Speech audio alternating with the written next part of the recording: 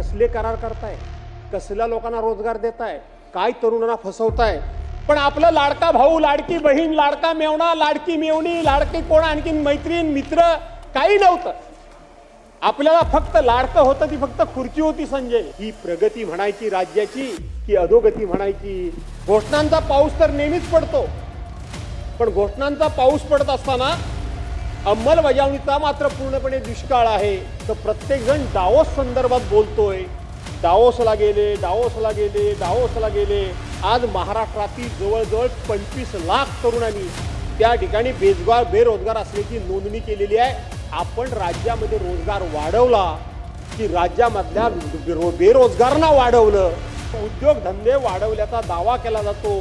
मग रोजगार का वाढताय? गुजरातमध्ये प्रकल्प आपण घालवले आणि बेकारी आपण वाढवून घेतले। राज्याचे उपमुख्यमंत्री कैलासवासी अजितदादा यांना श्रद्धांजली वाहण्याचं मी भाषण ऐकलं। कालचं त्यांचं राज्यपाल महोदयांचं या भाषणाची मांडणी मी बघितली। मला असं वाटतं की ते उत्तम प्रकारचे साहित्यिक असावेत। मला माहित नाही त्यांच्याबद्दलचं तितकंसं काय मला माहित नाही, पण त्याची मी मांडणी बघितली तर त्यांचं उत्तम प्रकारचे ते साहित्यिक असावेत असं मला स्वतःला वाटतं।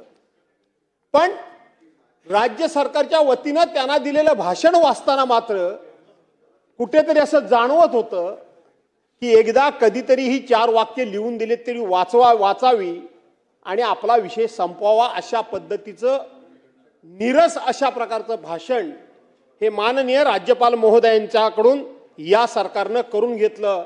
आणि म्हणून या सरकारच्या या भाषणाचा उल्लेख करायचा झाला तर बोलाचीच कडी आणि बोलाचाच भात यापेक्षा या संपूर्ण भाषणामध्ये काही बोलावं असं काही मला वाटत नाही। घोषणांचा पाऊस तर नेहमीच पडतो, पण घोषणांचा पाऊस पडत असताना अंमलबजावणीचा मात्र पूर्णपणे दुष्काळ आहे। आणि त्याचं व्यवस्थित जर उदाहरण द्यायचं झालं तर प्रत्येक जण डावोस संदर्भात बोलतोय, डावोसला गेले, डावोसला गेले, डावोसला गेले आणि डावोसला जाऊन फार मोठमोठे करार केले, अशा प्रकारच्या घोषणा या ठिकाणी प्रत्येक जण करतोय। अध्यक्ष महोदय, आज आपण आपल्या राज्यातल्या बेकारीचं जर प्रमाण बघितलं तर आज राज्यातल्या बेकारीनं परमोच्च अशा प्रकारचा उच्चांक गाठलेला आहे। केंद्र सरकारच्या राष्ट्रीय करिअर सर्व्हिस सेवा पोर्टलवर आज महाराष्ट्रातील जवळजवळ 25 लाख तरुणांनी त्या ठिकाणी बेरोजगार असल्याची नोंदणी केलेली आहे। हा सरकारी आकडा आहे, हा माझा आकडा नाही। कौशल्य विकास केंद्राच्या आकडेवारीनुसार राज्यामध्ये 2025 मध्ये सुमारे 71 लाख बेरोजगारांनी रोजगारासाठी नोंदणी केलेली आहे। तीच नोंदणी 2024 मध्ये 10,21,000 एवढी होती। म्हणजे एका वर्षात त्यामध्ये 7 पटीनं वाढ झाली। 7 पटीनं वाढ झाली। कसले करार करताय, कसल्या लोकांना रोजगार देताय, काय तरुणांना फसवताय, हे आकडे आज मी जे मांडतोय ते माझे नाही आकडे आहेत, हे सरकारी आकडे आहेत।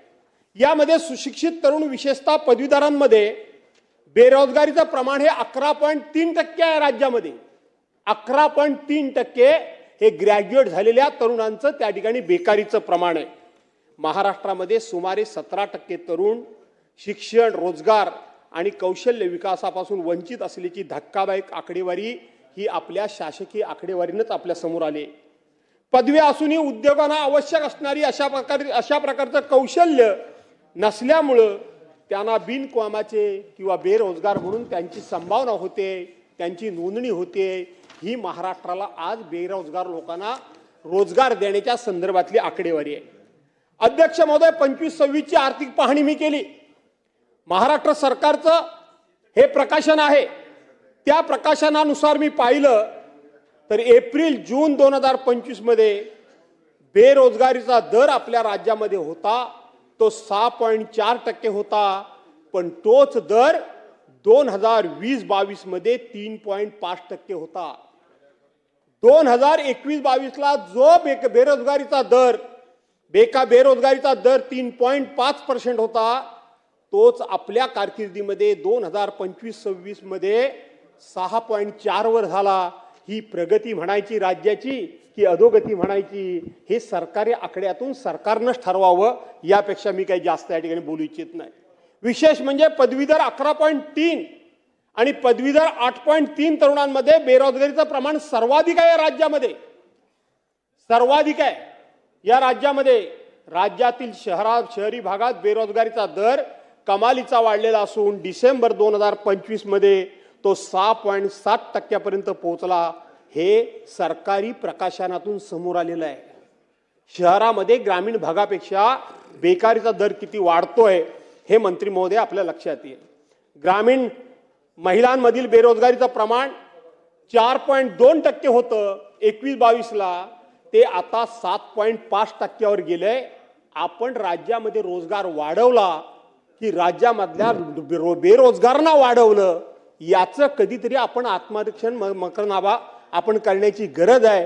कारण आपण ऐकताय शंभूराज देसाई फक्त माझ्याकडे कान ठेवलाय, चेहरा तिकडे ठेवलाय म्हणून तुमचं नाव घेतलं, बाकी काही नाही। बर बर बर आणि म्हणून हा तसंच करतात।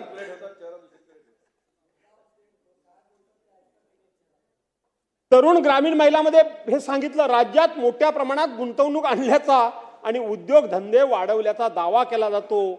मग रोजगार का वाढतायत याचं कधीतरी उत्तर देणं तुम्हाला या महाराष्ट्राच्या जनतेला भाग आहे। 2014 साली याच देशाच्या नेतृत्वानं सांगितलं होतं की पर इयर प्रत्येक वर्षाला देशातल्या 2 कोटी तरुणांना आम्ही रोजगार देऊ असं सांगितलं होतं। आज 12 वर्षे झाली, 24 कोटी लोकांना रोजगार मिळाला असेल आपण गृहीत धरू। पण आपण फुशारक्या काय मारतोय की 80% लोकांना आम्ही 2 किलो तांदूळ आणि 3 किलो धान्य देतोय मोफत, म्हणून ही बेकारी वाढली की कमी झाली याचा विचार आपण केला पाहिजे। ही बेकारी वाढणारच आहे, याचं कारण आपणच आहोत।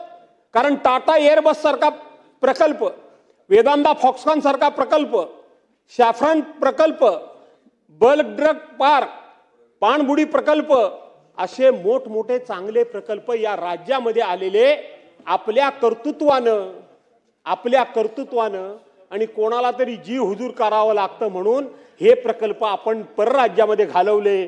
विशेष करून हे गुजरातमध्ये प्रकल्प आपण घालवले आणि बेकारी आपण वाढवून घेतले असं म्हटलं तर वाईट ठरलं असं मला वाटत नाही। काय झालं? बेरोजगारीवर मात करण्यासाठी राज्य सरकारनं मुख्यमंत्री युवा प्रशिक्षण योजना, महाराष्ट्र स्टार्टअप आणि नाविन्यता धोरण 2025, महिला समृद्धी योजना, मुख्यमंत्री फेलोशिप प्रोग्राम अशा काही योजना राबवण्यास सुरुवात केली।